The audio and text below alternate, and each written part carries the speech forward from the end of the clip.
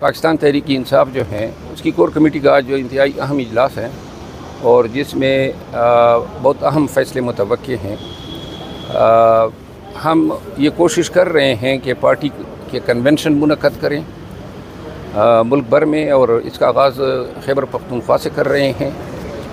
Workers convention تمام پارٹیاں کر رہی ہے، این پی آج کل کر رہی ہے، جماعت اسلامی کے کنونشن آئے روز ہوتے ہیں۔ اور اس ملک میں جو حالات ہیں تو پارٹی جو ہمارے قائدین ہیں اور اکابرین، انہوں نے کنونشن سے پہلے یہ سوچنا شروع کیا کہ جی ہمارے کنونشن پہ پھر حملے ہوں گے اور ہمارے کنونشن کو سیبوٹاج کیا جائے گا، تو اس کے لیے ہم پہلے سے کیوں نہ عدالت سے رجوع کریں۔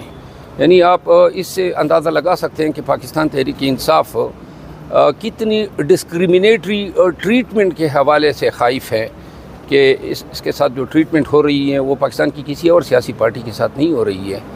تو لہٰذا یہ چند چیزیں تھی آپ کو بتانے کی۔ شیر افضل صاحب، یہ کہیے گا کہ آپ نے کہا کہ ہم ملک بھر میں کنونشنز کا آغاز کرنے جا رہے ہیں، تو کیا یہ کنونشن سیاسی نوعیت کے ہوں گے یا پھر جس طریقے سے وکلا کنونشنز کر رہے ہیں یہ اسی کے کڑی ہوگی؟ وکلا کنونشن ایک علیحدہ سلسلہ ہیں جس کا پارٹی کنونشن سے تعلق نہیں ہے۔ یہ ورکرز کنونشن ہوتے ہیں جس میں ورکرز اکٹھے ہوتے ہیں، الیکشن سر پہ ہیں اور تمام پارٹیاں اپنے حلقوں میں اپنی اسٹریٹجیز بنا رہی ہیں۔ پاکستان تحریک انصاف اور ان کے ورکرز کا بھی حق ہے کہ وہ اپنے متعلقہ صوبائی قومی حلقوں میں ورکر کنونشن کرے، اپنے امیدواران کے بارے میں جو ہے ڈسکشن کریں پولنگ سٹیشنز کے حوالے سے، کیونکہ الیکشن جو ہیں وہ بالکل سر پہ ہیں۔ لیکن شیر افضل مروت صاحب، یہ کہیے گا کہ کیا آپ کو نہیں لگتا کہ جو پی ٹی آئی کے لیڈران ہیں جو کہ اس وقت انڈر گراؤنڈ ہے، چھپے ہوئے ہیں، ان کو نہیں چاہیے کہ وہ سرنڈر کریں، آئے سامنا کریں، اگر بے گناہ ہیں تو خود کو بے گناہ ثابت کریں کہ کمپین شروع کر دیں؟ یہ نہیں ہو سکتا کہ بھئی وہ چھپے رہیں گے، اس سے نقصان نہیں ہوگا آپ کے خیال میں پارٹی کو؟ دیکھیں، گناہگار اور بے گناہ کا سوال تو نہیں ہے۔ جو پاکستان تحریک انصاف کے جتنے بھی لیڈرز انڈر گراؤنڈ ہیں، ایک پہلی بات تو یہ سب جو ہیں اپنی مرضی سے انڈر گراؤنڈ نہیں ہیں، یہ ایک فیصلہ تھا اور خان صاحب نے اس کی اپروول دی تھی۔ دوسری بات یہ ہے کہ ان پہ مقدمات کی نوعیت کیا ہے؟ سارے سیاسی مقدمے ہیں، باقی تو فوجداری مقدمات میں اگر یہ 9 مئی کے واقعات میں جن FIR میں ان کو نامزد کیا گیا یا بعد میں جو ہیں ضمنی کے ذریعے ان کو امپلیکیٹ کیا گیا ہے، وہ فائٹ کرنا مشکل نہیں ہے۔ اصل فائٹ کرنا یہ ہے کہ ایک کیس سے آپ کی جان چھوٹتی ہے، جس طرح پرویز الہی صاحب کے ساتھ ہو رہا ہے، پھر 3 MPوں سے اینٹی کرپشن سے FIA، اور یوں جو ہیں لوگوں کی تذلیل بھی ہو رہی ہے اور ان کی رہائی جو ہے وہ طوالت اختیار کرتی جا رہی ہے۔ تو لہٰذا اس چیز کا ہمارے پاس فی الوقت کوئی علاج نظر نہیں آ رہا ہے۔ البتہ یہ چیز واضح ہے کہ بہت جلد جو ہے یہ فیصلہ ہونا ہے کہ لیڈرشپ کو اب منظر عام پہ آنا ہے، اور کب فیصلہ ہوتا ہے یہ کور کمیٹی نے ڈیسائیڈ کرنا۔ آپ بڑے دبنگ لیڈر ہیں، آپ نے ایک دن ٹویٹ کیا تھا اور آپ انڈر گراؤنڈ ہو گئے تھے کہ PTI کی کور کمیٹی میں کچھ غدار بیٹھے ہیں، آپ ان غداروں کا نام لینا پسند کریں گے؟ یہ سوال کا جواب تو میں کئی دفعہ دے چکا ہوں۔ نام لینا پسند کریں؟ میں آپ کو عرض کروں گا نا، میں نام لینے سے گھبرانے والا آدمی نہیں ہوں، ٹھیک ہے نا۔ لیکن بات یہ ہے کہ پارٹی کے کچھ جو ہمارے سینئر اکابرین ہیں انہوں نے مجھے اس سے منع کیا ہے، تو لہٰذا اب آپ مجھے لڑوائے نہیں اپنے پارٹی سے، اور جو فیصلہ انہوں نے کیے ہیں وہ مجھے بسر و چشم قبول ہے۔ سر، قاضی فائز عیسیٰ سے تحریک انصاف کو کیا امیدیں ہیں؟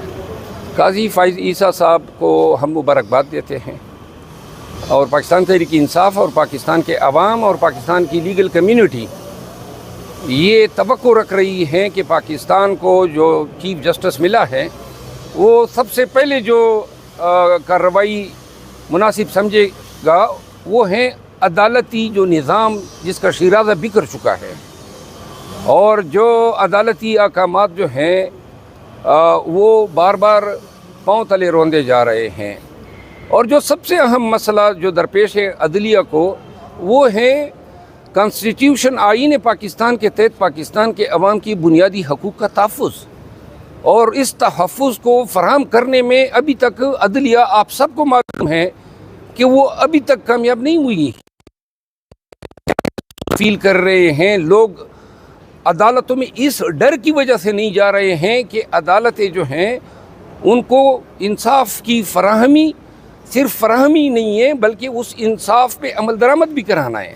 عمل درآمد جو ہیں وہ ہوتا نظر نہیں آ رہا ہے. تو لہٰذا پاکستان کا موجودہ وقت میں الیکشن سے بھی بڑھ کے اور ایک معاشی صورتحال سے بھی بڑھ کے جو سب سے اہم فیصلہ ہے, جو سب سے اہم برننگ ایشو ہیں, وہ ہیں پاکستان میں رول آف لا کی صورتحال, یا آئین کی سپریمیسی کی صورتحال, یا پاکستان کے شہریوں کے حقوق جو ہیں ان کی پامالی کو روکنے کے لیے کیا اقدامات جو ہیں سپیریئر جوڈیشری کر سکتی ہے. میرا خیال ہے, اور قاضی فائز عیسیٰ صاحب کا جو خط کاٹ ہیں, جو ان کے فیصلے ہیں, جس طرح خود اپنے لیے انصاف کے حصول کے لیے لڑا, پاکستان کے عوام اور ہم لیگل کمیونٹی بالخصوص یہ توقع رکھتے ہیں کہ یہ عدالتی نظام کو مضبوط کریں. جنہیں عدالتوں کی بے توقیری کی ہے اور جن حکام نے اس کا ضرورت یہ ہے کہ پاکستان میں ان تمام احکامات کے لیے کوئی جوڈیشل کمیشن بنایا جائے جو یہ جائزہ لے کہ کہاں پہ کس طریقے سے عدالتی اختیارات کو جو ہیں یا عدالتی اقدامات یا احکامات کو فلاؤٹ کیا گیا. اور جب یہ چیزیں ہوں گی تو لوگوں کا اعتماد جو ہے عدلیہ پہ مضبوط ہوگا. بدیال 1 سال 7 ماہ گزار کے گئے, ان کا بھی جسٹس منیر کی کیٹیگری میں آئے گا؟ میں یہ تو نہیں کہوں گا. جسٹس منیر اور جسٹس بندیال صاحب میں بڑا فرق ہے. منیر نے بیسیکلی پاکستان میں مارشل لا یا جو قانون کی اور آئین پاکستان کی پامالی کو انہوں نے لیگلائز کیا تھا. ایسا کوئی مقدمہ بندیال صاحب کے سامنے نہیں آیا. بندیال صاحب کا جو دور تھا آئینی اور قانونی اعتبار سے میں اس کو mix blending of right and wrong کہتا ہوں. کہیں پر وہ صحیح گیا, کہیں پر وہ جس طرح رات کو 12 بجے جو ہیں عدالت لگانا اور پھر 14 مئی کے فیصلے پہ عمل درآمد نہ کروانا, اور ساز کا نام بھی لے لینا. جی جو دیکھیں, یہ اب ہم قومی ایسی بن گئے ہیں کہ جب آپ ججوں کے ساسوں کی ٹیلی فون ٹیپ کریں گے اور آپ کے پاس یہ ابھی تک کسی کو پتہ نہیں ہے کہ یہ کام کس نے کیا ہے. سب سے پہلے اہم ضرورت تو یہ ہے نا کہ میری پرائیویسی کو کون جو ہے اس میں گھس رہا ہے, کون اس کو پامال کر رہا ہے, اس کا فیصلہ ہونا چاہیے. میں پورے دعوے سے کہتا ہوں کہ آج کل جو ہیں بہت سارے جج صاحبان جو ہیں سپیریئر جوڈیشری کے, ان کی ایک ایک چیز مانیٹر ہو رہی ہے, اور عدلیہ کو خود فیصلہ کرنا چاہیے کہ جب ان کی اپنی پرائیویسی محفوظ نہیں ہے تو پاکستانی عوام جو ہیں ان کی پرائیویسی کو کون محفوظ کروائے گا. بندیال صاحب کے فیصلے پر آپ نے کہا مکسچر ہے رانگ اور رائٹ کا. قاسم سوری صاحب والی جو رولنگ ہے قانونی اور پروسیجر اس کا دیکھا جائے تو وہ فیصلہ ان کا ٹھیک تھا یا غلط تھا؟